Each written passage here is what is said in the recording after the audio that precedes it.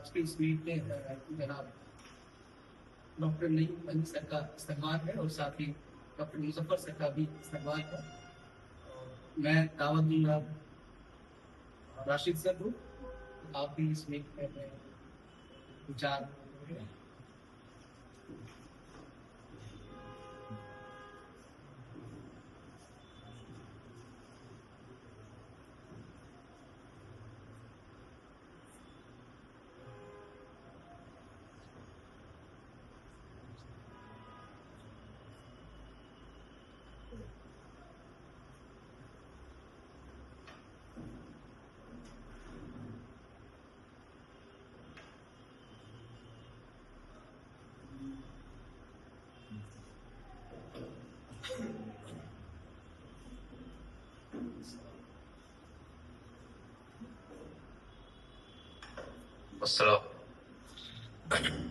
Actually तबीयत थोड़ी NASA's थी तो माइक की जरूरत थोड़ी सी पड़ रही है। मुख्तसर वक्त तो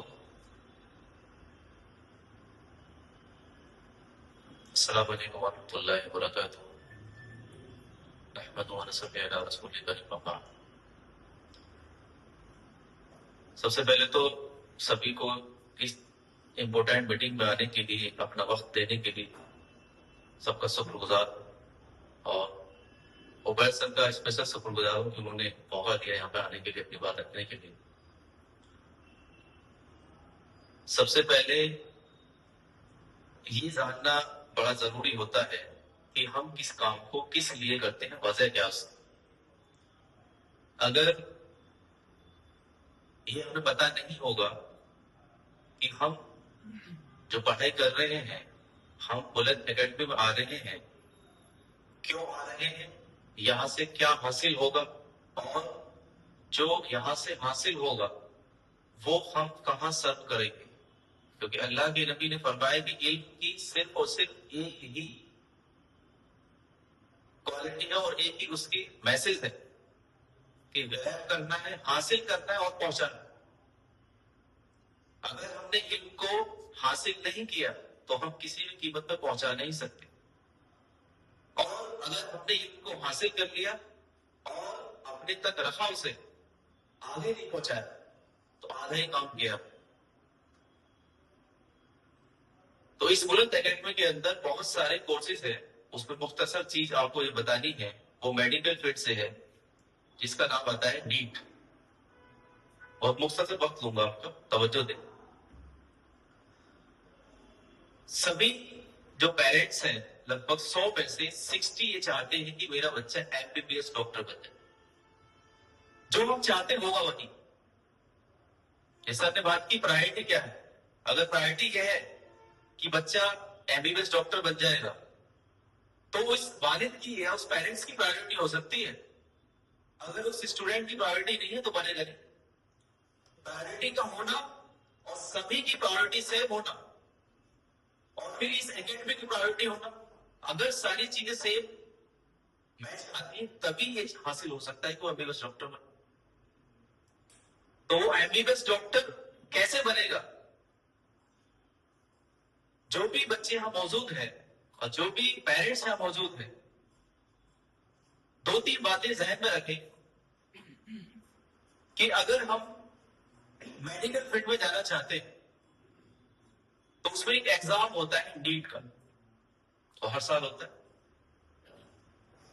बहुत तवज्जो से मेरी बात, कि क्यों बच्चे बहुत ज्यादा मेहनत करने के बाद भी इस नीट एग्जाम को क्वालिफाई क्यों नहीं कर पाते, उसकी वजह मैं आपको बताऊं।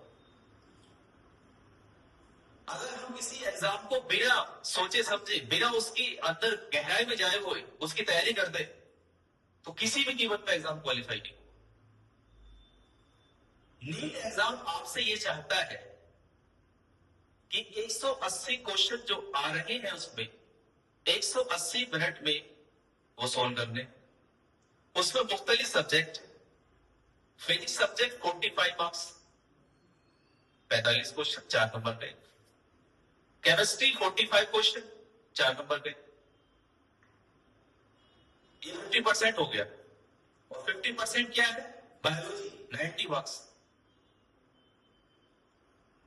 अगर कोई बच्चा इस एग्जाम को बुलंदियों तक मतलब रैंक के लिए पढ़ना चाहता है, क्योंकि दो तरह की तैयारी करने के मौके होते हैं। अगर हम 11-12 की तैयारी करते हैं तो उसके दो मकसद है, थ्योरी और रिजल्ट।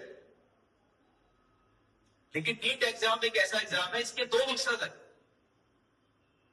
पहला, क्या चाहता है हमसे, एप्लीकेशन पार्ट। कोई भी फॉर्मूला अगर हमसे लगाने नहीं आता तो नीट एग्जाम नहीं होगा, उसमें थ्योरी कुछ नहीं लिखती।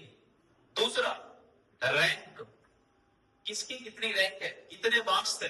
जितने अच्छे मार्क्स है उतने ही अच्छा कॉलेज मिलेगा, जितने अच्छा कॉलेज मिलेगा उतनी अच्छे उसके प्रोफेसर होंगे, और जितने अच्छे उसके प्रोफेसर होंगे उतनी ही अच्छी उसकी लैब होगी, और जितनी अच्छी उसकी लैब होगी उतना ही अच्छा एमबीबीएस डॉक्टर बनेगा, और जितना अच्छा एमबीबीएस डॉक्टर बनेगा उतना ही अच्छा वो उस एमबीबीएस डॉक्टर के नीचे उन चीजों को प्रैक्टिस करेगा, क्योंकि वो तो है बहुत अच्छा डॉक्टर देगा।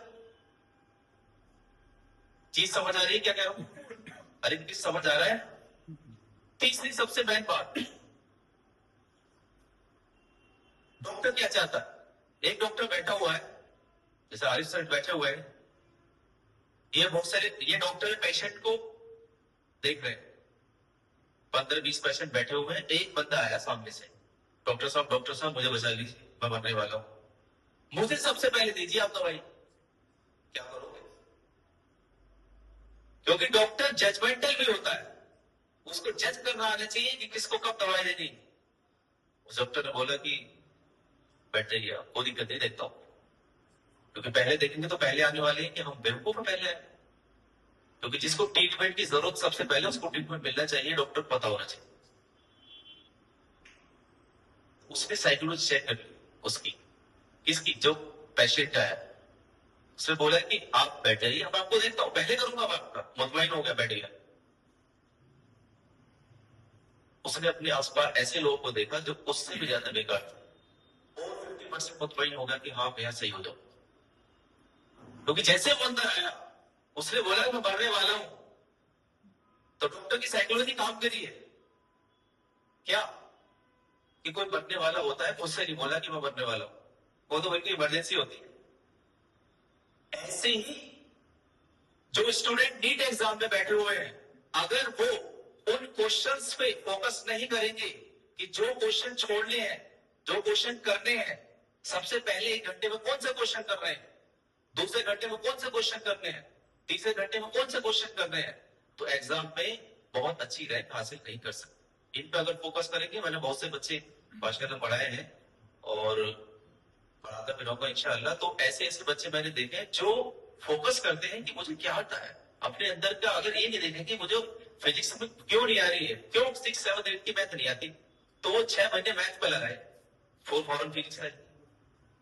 तो अगर इन चीजों को करेंगे, जितने पेरेंट्स हैं मौजूद हैं, तो इंशाअल्लाह आगे जाके बच्चे हमारे बहुत अच्छी रैंक के साथ में एमबीबीएस डॉक्टर बनेंगे। और बहुत कमाल की बात है, 2025 में 21% मुस्लिम डॉक्टर जो नीट क्वालिफाई है, बहुत फक्र की बात है, बहुत फक्र की बात है।